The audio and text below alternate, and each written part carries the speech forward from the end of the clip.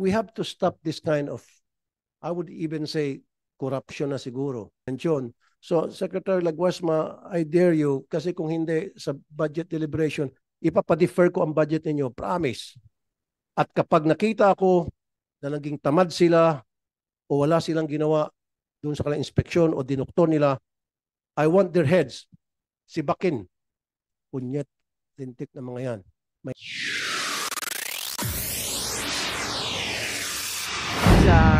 Ang national wage, ine-explain niya kasi di namin maintindihan kung paano kino-compute yung cost of living. Kung maalala nyo, mainit yung diskusyon paano mabubuhay ang pamilya ng 5 sa 92 pesos.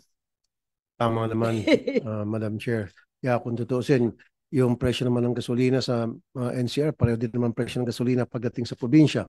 So isa yan dapat pag-aralan natin, Madam Chair, na kung gawin na natin across the board because marami rin po nakarating sa ang reklamo, mga kababayan natin from different provinces na sinasabing bakit pag kami mababa, pag sa NCR, sa Luzon, mataas, kung tutusin yung mga bilihin halos pare-pareho lang. Yun po yung sinasabi. Pero bago niya, Madam Chair, gusto ko lang makasingit. Maganda itong pinag-usapan natin na taasan po yung sweldo ng ating mga magagawa. In fact, last June, recently, nagtaas tayo na 150 pesos and then ako po ay nagbumungkahay na tataasan natin na up to 300 pesos pa. Now, the problem here is taas tayo ng taas sa mga sweldo natin mga magagawa, which is just right. Pero wala sa implementation, Madam Chair. Meron tayong mga manggagawa na hanggang ngayon 300 pesos pa lang ang sinisweldo. Meron pa nga 280 pesos and yet 695 na tayo and meron pa rin nagsasahod ng 280 pesos. Bakit? Ngayon tataasan pa natin 300 so magiging ano na tayo almost 1,000 pesos. Tataasan na ng 50 pesos ng mga sakim ng mga manufacturing companies ng another 50 pesos. So parang naglulukohan lang tayo rito. So it's really the implementation. I've been saying this time and time again, Dole, wake up. Totoo to. Kasi Madam Chair, nag-ikot ako recently sa Kamanaba. Yung mga top 5 biggest manufacturing companies dyan sa Kamanaba area and never ever pa na-inspect ng Dole. At kung meron man doon na sagasaan na na-inspect ng Dole, yung Dole nag-inspect, pumunta lang diretso sa opisina ng HR, paglabas may kasama ng envelope na makapal, hindi man lang kinausap yung mga workers.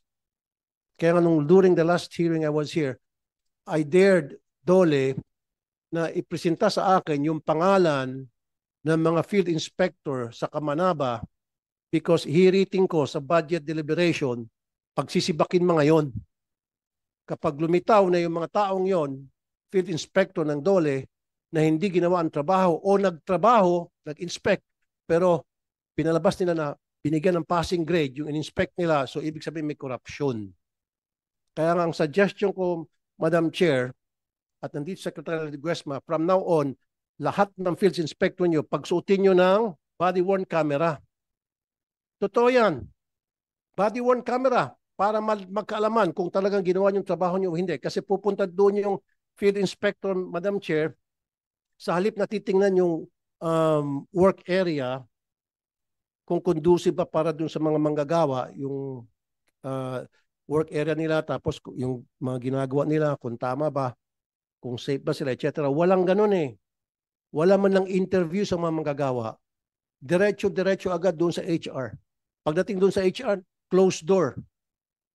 Magkikipag-usap ng 1 oras, may kape, may merienda, may lechon, I don't know.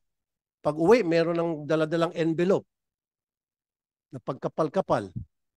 Ganun po palagi nangyayari, Madam Chair.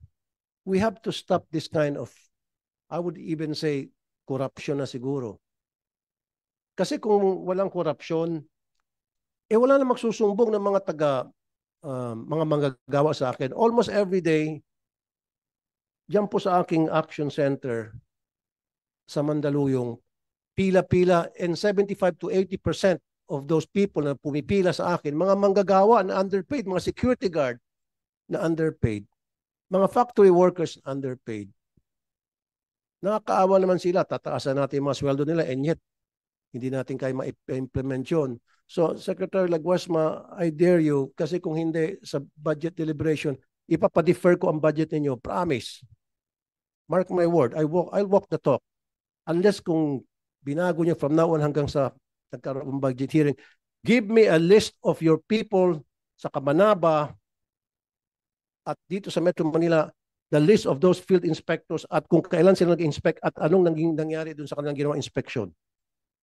At kapag nakita ako na naging tamad sila o wala silang ginawa dun sa kanilang inspeksyon o dinoktor nila, I want their heads sibakin.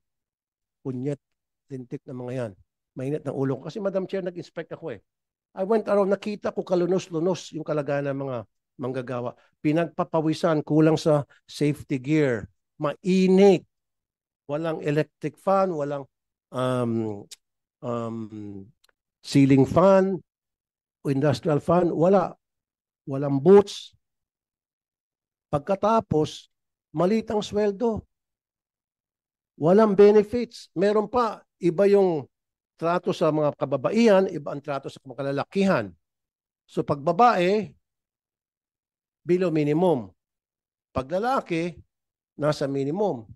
Tapos yung pakyawan system, dapat Secretary Laguas, pag-aralan niyo yan. Yung pakyawan system na yan. Dahil dun sa pakyawan system, maraming nakakalamang na mga tuso ng mga may-ari ng negosyo. Sa pakyawan kasi, Madam Chair, you have to meet a certain number of, may quota ka, performance mo, a certain number of products na mabalot mo in the case of ikaw ay dun sa repacking. So, yung sinasabi ng mga gawa, they have to work at least 12 to 16 hours para ma-meet lang yung minimum wage. Kasi kung at a regular pace lang sila magtatrabaho, at 8 hours, hindi lang ma-meet yung minimum wage. Hanggang 300 lang sila. So therefore, for them to meet that minimum wage, ulitin ko, 12 to 16, even 18 hours, they have to put. Yun siguro pag-aralan natin. So meron ba nag-inspeksyon na dole para masiguro na wag naman paabuti ng parang magdamagan na magtatrabaho yung manggagawa para lamang ma-meet yung minimum wage, mapakain na maayos yung kanilang pamilya.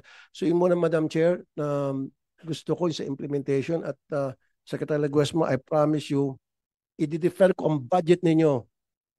Pag hindi nyo pakita sa akin at pag walang nasibak, gusto ko may masibak din sa dole dahil hindi naman magreklamo sa akin yung mga magagawa kung hindi sila naapi. Naapi sila ng kanilang mga employer at naapi pa rin sila ng mga taga-dole. Because if dole has just been doing their job, hindi na dapat sila magreklamo. Nasa pool na agad ng mga field inspector ng dole na, oy, kayong company A, o hindi kayo nagpapasweldo na maayos, napakainit dito, madulas, etc. Na-flag down agad. Bakit hindi? It's either hindi lang ginagawa ang trabaho nila o corrupt sila. So gusto ko may masibak. Pag hindi, i-defer ko ng budget nyo, I promise. So, hindi ako papayag na ituloy yung budget nyo hanggat hindi kayo mag-ayos-ayos dyan sa dole. Yes, Senator Tulfo, I think Secretary Laguesma would like to answer. Yes, maraming salamat po, Madam Chair. I took serious note of the manifestation and the presentation made by the good Senator Rapi Tulfo, and commits to resolve, address this concern.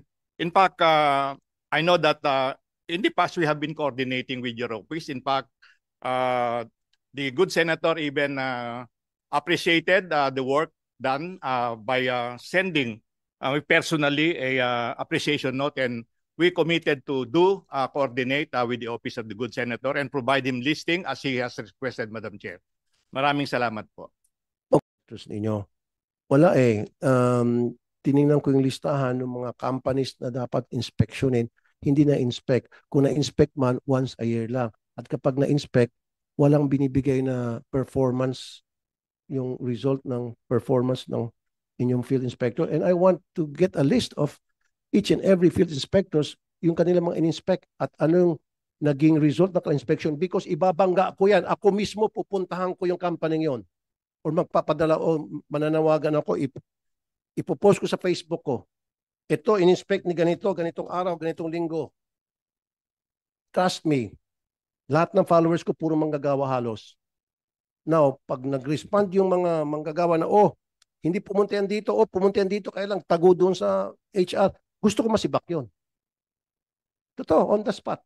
Kapag hindi mo sibakin yun, di-defer kung budget nyo. Okay. I think, Secretary